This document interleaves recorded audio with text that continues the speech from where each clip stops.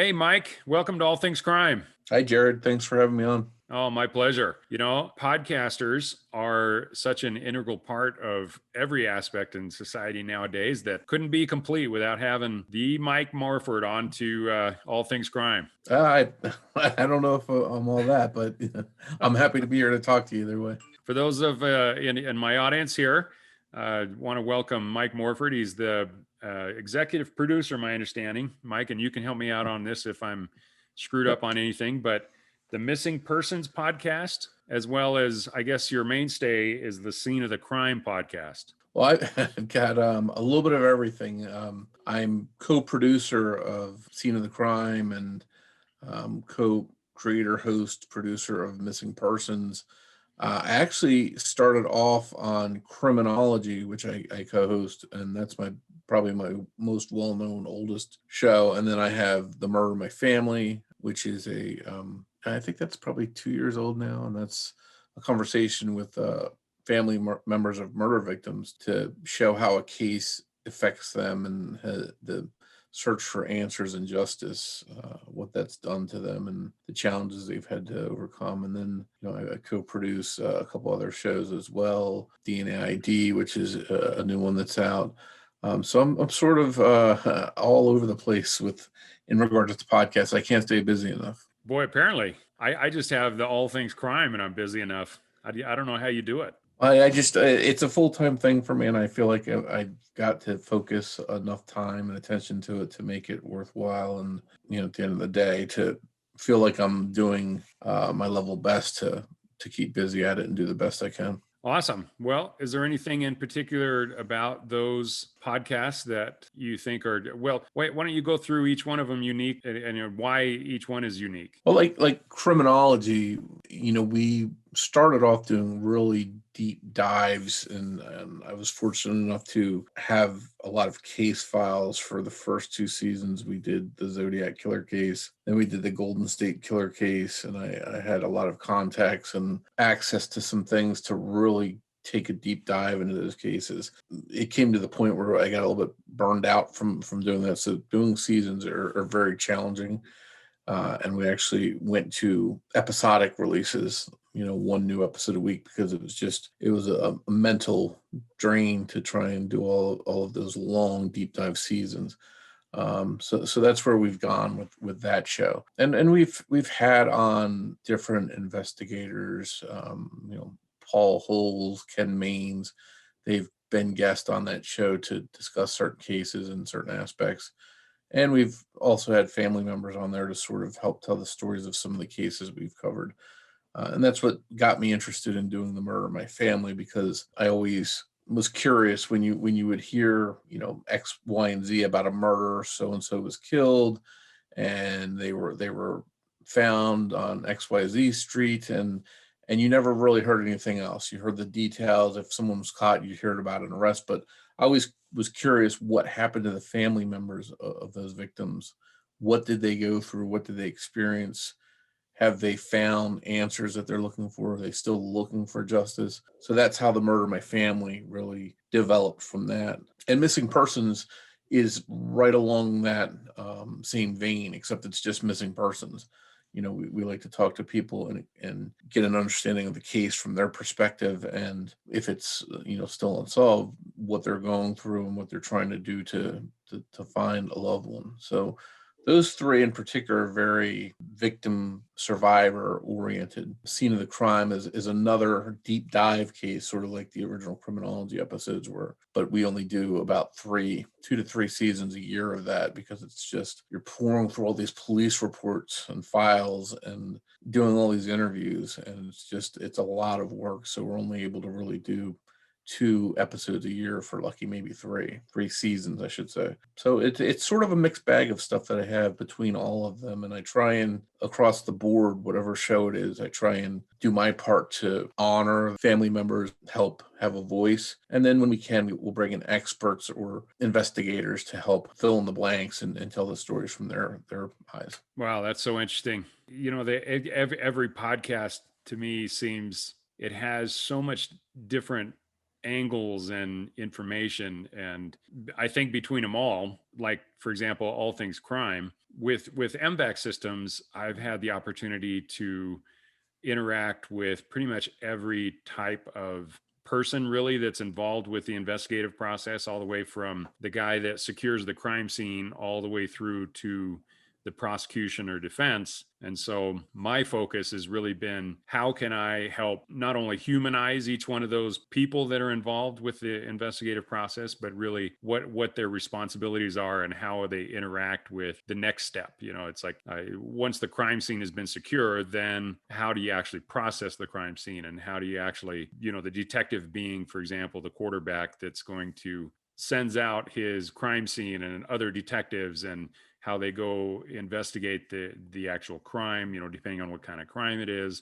and then how they assemble the case and move it into the next stage. And that's where, of course, you're going to be involving the crime lab. You're involving the prosecuting attorney to figure out what kind of evidence they're going to actually need. Every single one of those steps is, obviously I'm generalizing horribly on this to make it so that we can get it in 2 minutes. But the amazing thing is how much training, how much in depth, how much effort is required at every single one of those steps. And so being with the MVAC system, I've had the opportunity, like I said, to interact with every single one of those. And so that's kind of my perspective and how I came about. I got to things almost the opposite way as most podcasters, but I think every single one of us in the true crime genre are contributing in a certain way that helps not only society, but also helps certain cases, certain victims, bring things to light that otherwise maybe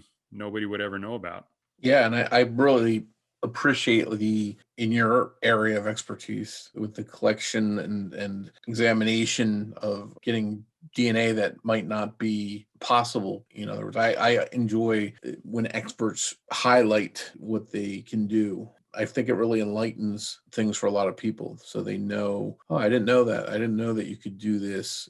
They've tried these 2 or 3 methods, but I just heard on Jared's show that they can also do this. And I think, and I still think even law enforcement I think there's many jurisdictions that are behind the curve on stuff like MVAC or even genetic genealogy. I still think that there's people out there that can be reached and say, hey, you can do this if you haven't tried this, and maybe help make some progress in some cases. Oh, it's amazing. Yeah. In fact, just a few minutes ago, I finished an interview with a detective named Tammy Gray down in Florida. And she was part of the sex crime unit for, I think, 8 or 10 years. And so I don't know how many hundreds of cases she actually helped investigate. But as I was explaining the MVAC to her, she's just like, oh my gosh, there's so many cases that could have been helped with that equipment. And like you said, you go into the forensics genealogy, you go into being able to map out a crime scene. I mean, there's so much technology nowadays that didn't exist even 5 years ago that can move cases forward that they just couldn't before. MVAC particular,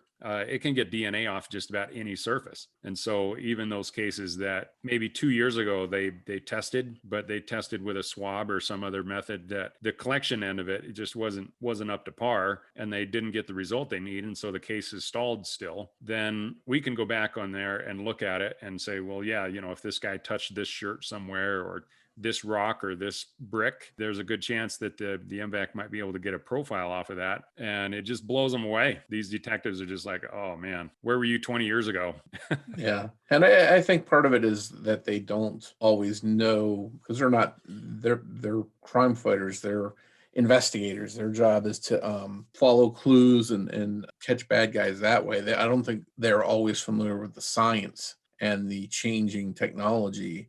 So it's always good when someone can come in and just say, hey, look, I know you may have tried this, this, and this, but what about this? And then I think that's really enlightening to a lot of not just the investigators, but maybe even listeners out there that don't know about certain things that have been advanced. So I think there's a lot of good stuff that comes out, enlightening people and teaching people what can be done. Oh, absolutely. Which is another reason why I think podcasts, there's so many millions of people that listen to these. If they can get a clue and maybe they're part of some kind of a case, or they know somebody that's part of a case, and they're like, hey, have your investigators tried this? Yeah, that kind of information, the more it's out there, the better it is. So, because you're right, the investigators don't have time. They are so buried in cases, and it's only getting worse. What is it? There's like 230,000 cold case homicides, and so not only do they have those cold cases to focus on, but then they have active cases that are being piled on top of them at the same time. They don't have time to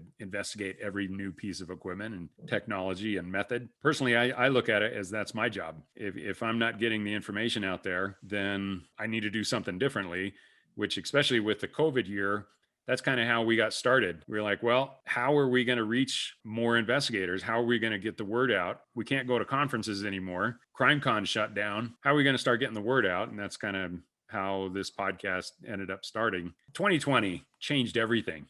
It's just been absolutely insane. Yeah, a lot of people just, whether it's suddenly becoming day traders in the stock market or starting a podcast or something, people are finding ways to stay lively, I guess.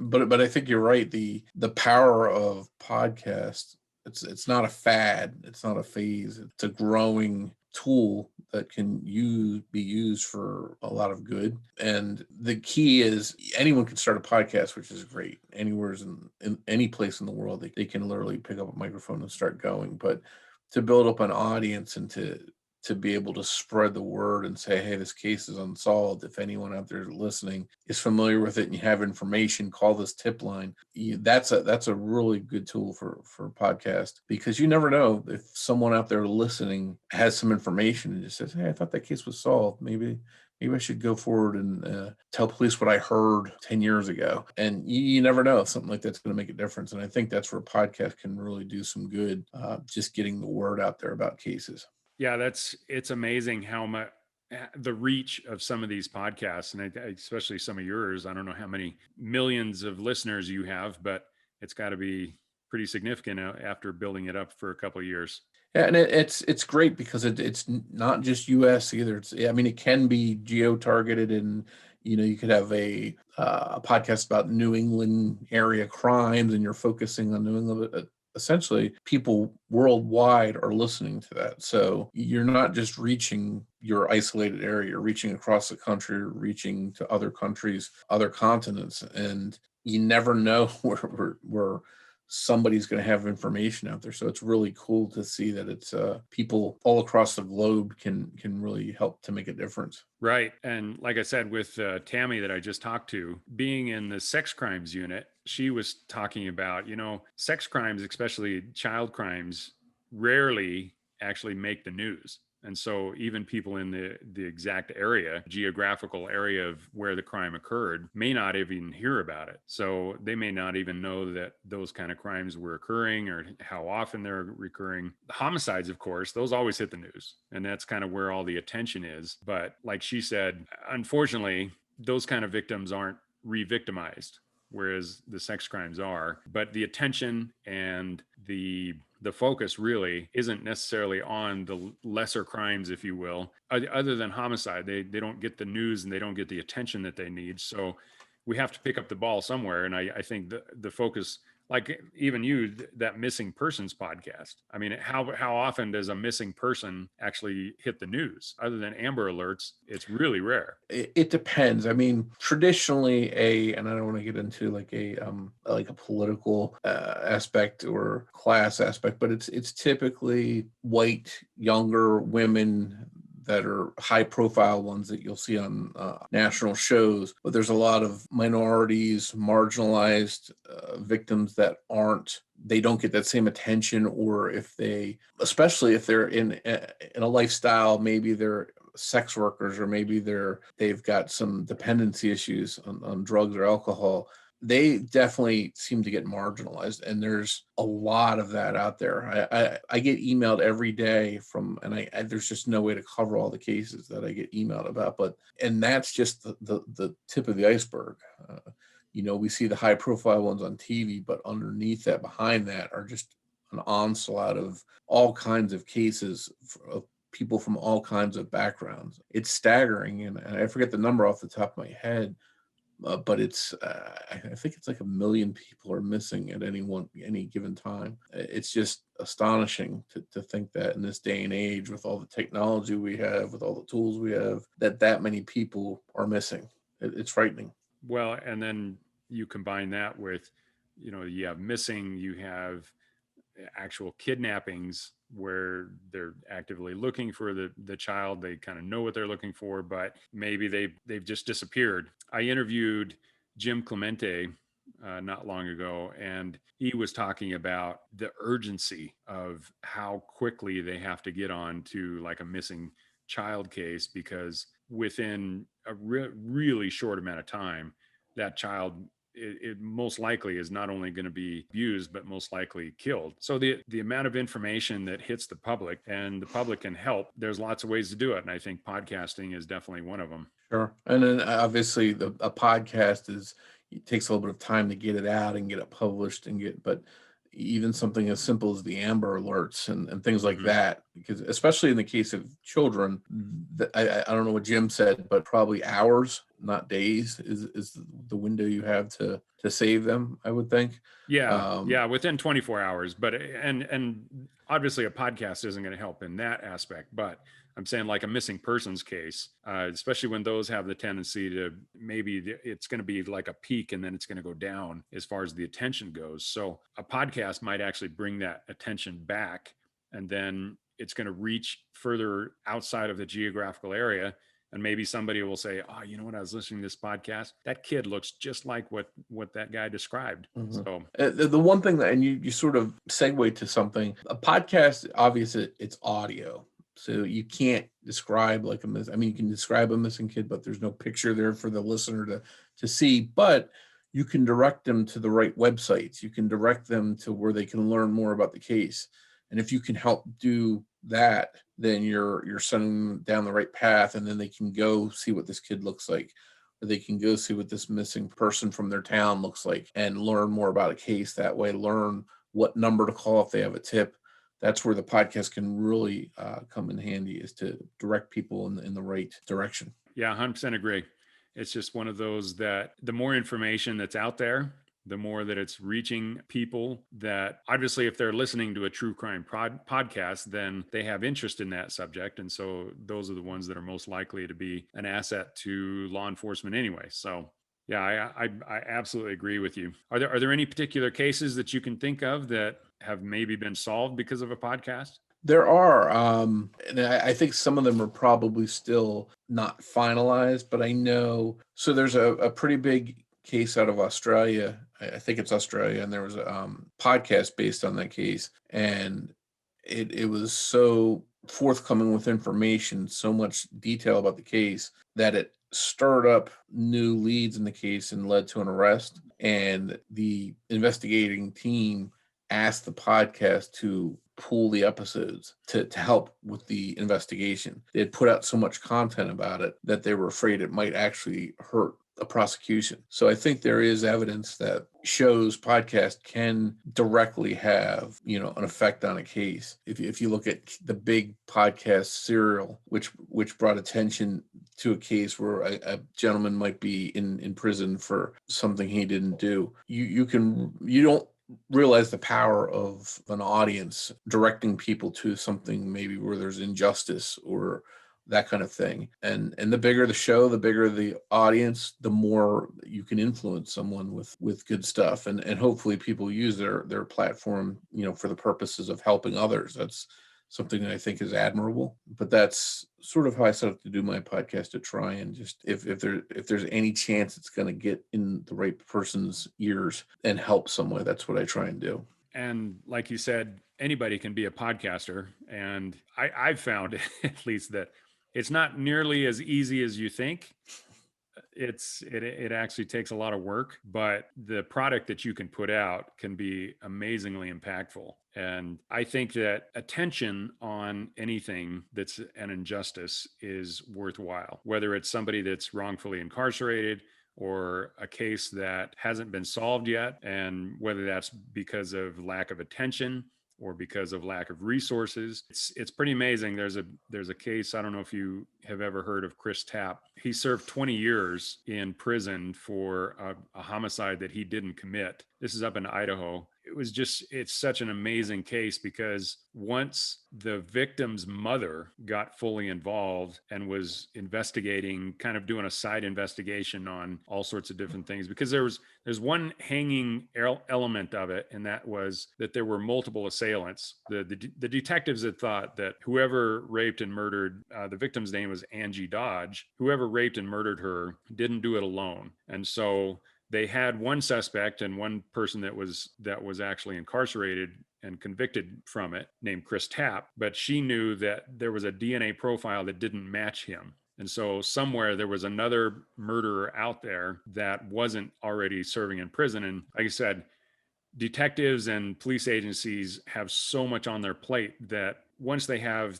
at least partial resolution for some things, then sometimes they just don't have time and the resources to continue pursuing that. But she was like just a bull in a china shop, just saying, we've got it. There's another guy out there that has been part of the death of my daughter, and I'm going to find him. And she was just absolutely amazing. And because of her efforts, we got involved, and they actually ended up using the MVAC on Angie's clothing, but she also got like Dateline and all sorts of other things involved. The Innocence Project got involved, and all these resources started coming toward this case. And eventually he was let out of prison, and then a couple of years later actually exonerated. And then using genealogical DNA, they actually found the guy that did it. So that was just such an amazing case. You're talking extremes on everything there. Extremes on the investigation, extremes on the prosecution, extremes on the way he was exonerated. Is just a 1 in a million case, literally. But all that attention, I guess my point is, all the attention is really what made it happen and what led to the actual justice being served at the end. Now, the only thing that hasn't been corrected, I guess, is, a man lost 20 years of his life. That can never be fully repaid. But still, the fact that the actual perpetrator, the actual guy that killed Angie Dodge, is now in prison. He hasn't been fully convicted yet, but I know he's in jail. But none of that would have happened had external resources been coming in. That's the way I look at podcasting and some of these other shows that can actually highlight and bring attention to certain cases that might need resources. They might need equipment. They might need technology. They might just need a fresh set of eyes. You got these cold case foundations and things like that might be able to help, but they will never know about it unless somebody brings attention to it. And that's kind of where I think podcasting fits in. Oh, definitely. And I think you probably know from dealing with all the agencies that you interact with, there's budget shortages, they're understaffed, and if you can say, hey, look, we're going to talk about this case for free. There's no budget concern. All it takes is 15 minutes of your time. Will you come on and do an interview, and we'll discuss this case, and we'll get it out there for you, and hopefully send some tips your way. We recently did a case on scene of the crime. It was a 1980 double axe murder in Iowa, and the sheriff there, Sheriff Rob Rotter, he worked with us very closely and basically turned over all of his files to us. Was very open with us.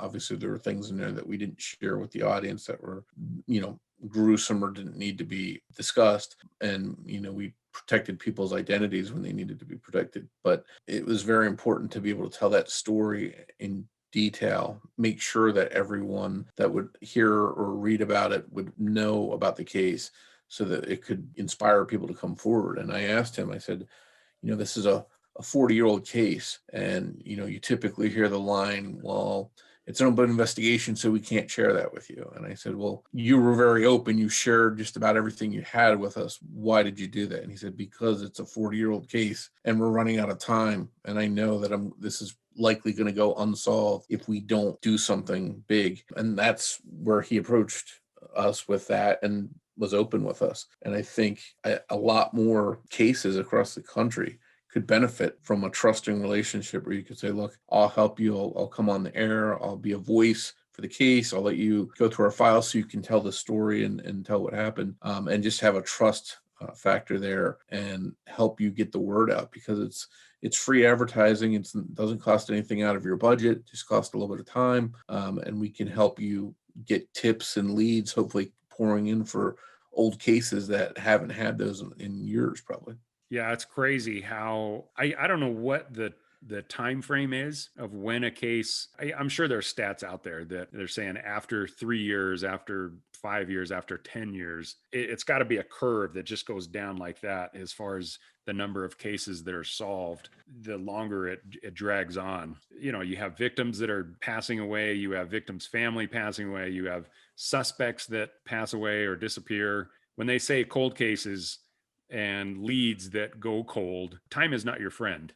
Yeah, And memories fade. right. But by the flip side of that, the good thing is maybe someone didn't talk about something back 20 years ago because they were afraid of someone. And now that person that they were afraid of is passed away. Or they And have a now they can, relationship with them. something like that. And then you can, Yeah. and then they, all of a sudden this podcast comes out and they're like, wait a minute. I knew about so-and-so, but I never went to police for one reason or another, but they passed away and now I can go to the police. And you never know if something like that's going to happen and help solve a case. So that's why it's important to just get that message out there and get the case information out there. And the podcasts are just an invaluable way to do that, I think. I agree, which is why I'm doing it. So, and I know that's why you're doing it too. So And doing hopefully all you can make a difference. That's all what it's about. yeah, if you're not making a difference, then why do it, right? Yep. We're on the same page. So we originally met at CrimeCon. What was that, 2 years ago in New Orleans? Oh, I've been to all three. Maybe it was the first one. I can't even remember. It seems like with COVID, it seems like it was like 10 years ago. Yeah, we met at one of the crime con. And then I Right. think we met again maybe at another crime con or at the were you at the ASOC convention in Albany? I was, yeah. Okay, I think we talked there too. That also seems like it was ages ago, but Yeah, it's amazing how many different places and venues that we run into kind of the same people. It's like, the crime community, not crime community, need to rephrase that like we're mafia or something. What is it? The crime solving syndicate. there you Yeah, go. that probably isn't any better than the crime Yeah, mafia. But. yeah. The words are just escaping me right now, but which is ironic. But there's the actual investigators, and then there's the investigative support. I served 14 years in the Army, and you have three aspects of the military. You have the actual the actual combat arms, which is the trigger pullers, the guys up front, the infantry and the armor and those types. And then you have combat support, which are the guys that are initially helping them. And then, of course, you have combat service support, which is back even further. So, and those are the supply trains and things like that. So I kind of look at law enforcement the same way.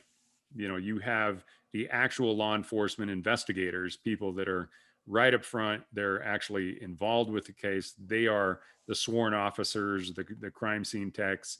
Those are the people that are literally in the fight trying to solve the cases. And then you have all the people that are supporting them. Mm-hmm. And that can go everywhere from the victim's family that are obviously trying to help contribute to people like us that are supplying equipment for them, supplying information, supplying platforms where they can get information out. There's a huge community that is involved with every single investigation. And it's not just that particular detective or crime scene tech or even prosecuting attorney. It's everybody that contributes to it. And it's interesting that it takes such a massive team, because it also takes a massive team to help heal the community. And nobody ever actually gets full closure after any kind of a crime, but just all the people that it affects, that same number of people is what is required in order to actually solve a case, even down to the taxpayers that help pay the salaries of the detectives,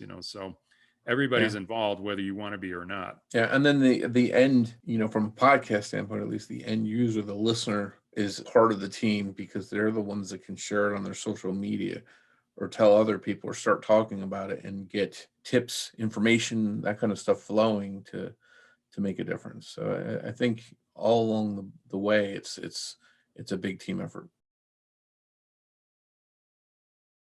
I'm glad you said that, because the listeners are a huge source of information and help and assistance. And just even walking up to a police officer and just saying, hey, thanks for serving, that alone could make a difference on a case somewhere down the line. And you just never know. Yeah. Every little bit helps. Yeah, my hat's off to everyone that's part of that team that's trying to make a difference, whatever little piece they can do. It all goes as part of the big wheel. Yeah, absolutely. Well, Mike, I appreciate you coming on. Yeah, I thank you for having me. It's great talking to you. Well, I will make sure to have a link to all of your podcasts along with the information that I post. So I think mutually beneficial relationship between podcasts is even important, because who knows what kind of information we'll be talking about today that might be beneficial to somebody in the long run. So I appreciate you coming on and talking about your contribution to it. And you're one of those guys that's been involved for a long time, and so I definitely learned from guys like you and on how to do it. I appreciate it, and thanks for having me on. All right, well, till the next time we meet at CrimeCon or whatever. We Okay, will catch up. all right. Hey, thanks, Mike. We'll talk to you later. All right, Jared, take care, man. You too.